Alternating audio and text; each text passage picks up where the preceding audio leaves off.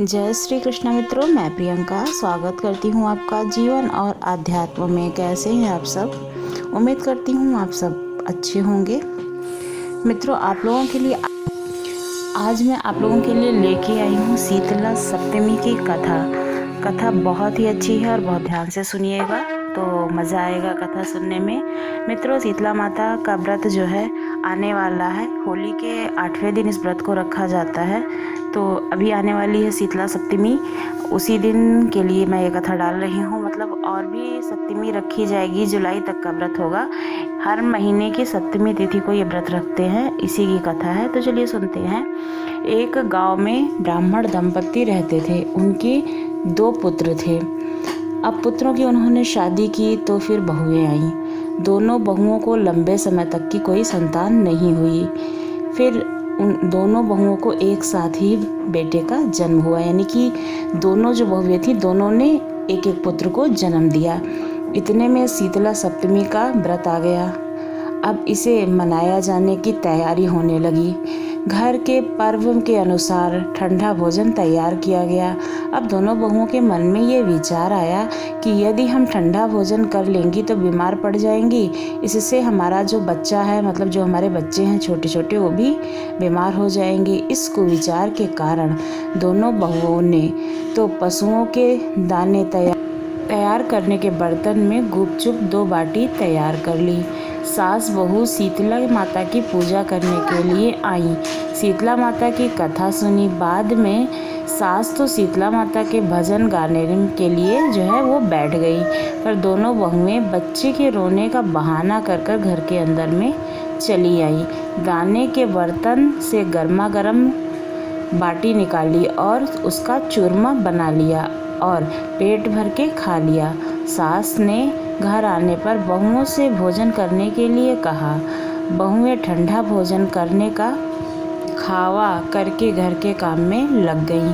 सास ने कहा, बच्चे कब के सोए हुए हैं, उन्हें जगाकर भोजन करा लो। बहुएं जैसे ही अपने अपने बेटों को जगाने गई तो देखा कि उनके जो पुत्र थे वो मृत हो गए थे। ऐसा बहुओं की करतूत के फलस्वरूप शीतला माता के प्रकोप से हुआ था। बहुएं बेबस हो गई। सास ने घटना जानी तो बहुओं से झगड़ने लगी। सास बोली कि तुम दोनों ने अपने बेटों के बदौलत शीतला माता की अवहेलना की है, इसलिए अपने घर से निकाल दिया। और बोली कि बेटों को जिंदा और स्वस्थ लेकर ही अब घर में पैर रखना। दोनों बहुएं अपने मृत बेटों को टोकरे में सुलाकर घर से निकल पड़ी। जाते जाते रास्ते में एक बहुत ही जीर्ण पेड़ दिखाई दिया। वह खेजड़ी का वृक्ष था। इसके नीचे और शीतला दोनों बहनें बैठी थीं। दोनों के बालों में विपुल प्रमाण में ज्यों पड़ी हुई थी। बहुओं ने थकान का अनुभव भी किया था। दोनों बहुएं ओरी और शीतला के पास आकर बैठ गईं। उन दोनों ने शीतला ओरी के बालों से खूब सारी जूं निकाली। जूओं का नाश होने से ओरी और शीतला ने अपने मस्तक में शीतलता का अनुभव महसूस किया। कहा जाता है कि माता ने दोनों को आशीर्वाद दिया कि तुमने हमारे मस्तक को शीतल किया है, वैसे ही तुम अपने पेट की शांति पाओ। दोनों बहुएं एक साथ बोली कि पेट का दिया हुआ ही लेकर हम मारी मारी भटकती फिर रहे हैं, परंतु शीतला माता के दर्शन हुए नहीं है। शीतला माता ने कहा कि तुम दोनों पापिनी हो, दुष्ट हो, दुर्चारिणी हो, तुम्हारा तो मुँह देखना भी योग्य नहीं है। शीतला सप्तमी के दिन ठंडा भोजन के बदले तुम दोनों ने गर्म भोजन कर लिया था। यह सुनते ही बहुओं ने शीतला माता को पहचान लिया। देवरानी और जेठानी ने दोनों माताओं का वंदन किया और गिड़गिड़ाते हुए कहा कि हम तो भोली भाली हैं, अनजान है, कुछ भी नहीं जानते हैं। माँ, आपकी ही संतानें हैं। अनजाने में गर्म खाना खा लिया था। आपके प्रभाव को हम जानती नहीं थी।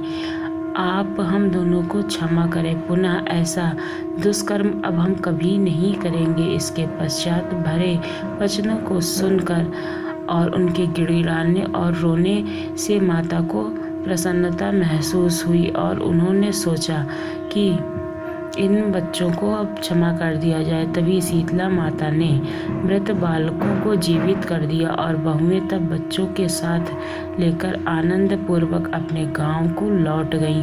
गांव के लोगों ने जाना कि दोनों बहुओं को साक्षात शीतला माता के दर्शन हुए हैं, तो दोनों का धूमधाम से स्वागत करके गांव में प्रवेश कराया गया। बहुओं ने कहा, हम गांव में शीतला माता के मंदिर का निर्माण करवाएंगी। चैत्र महीने में शीतला सप्तमी के दिन मात्र ठंडा खाना ही खाएंगी। शीतला माता ने बहुओं पर जैसी अपनी दृष्टि की वैसे ही सब पर कृपा बनाए रखे और सबके परिवार को सकुशल सुरक्षित रखे, सबको संतान दें और सबको निरोग रखें। शीतले त्वा जगन्य माता, शीतले त्वा पिता, शीतले त्वा जगत जननी, शीतले ते नमो नमः। आपको कहानी कैसी लगी ज़रूर बताइएगा। अगर अच्छी लगी हो तो चैनल को सब्सक्राइब कीजिएगा। धन्यवाद।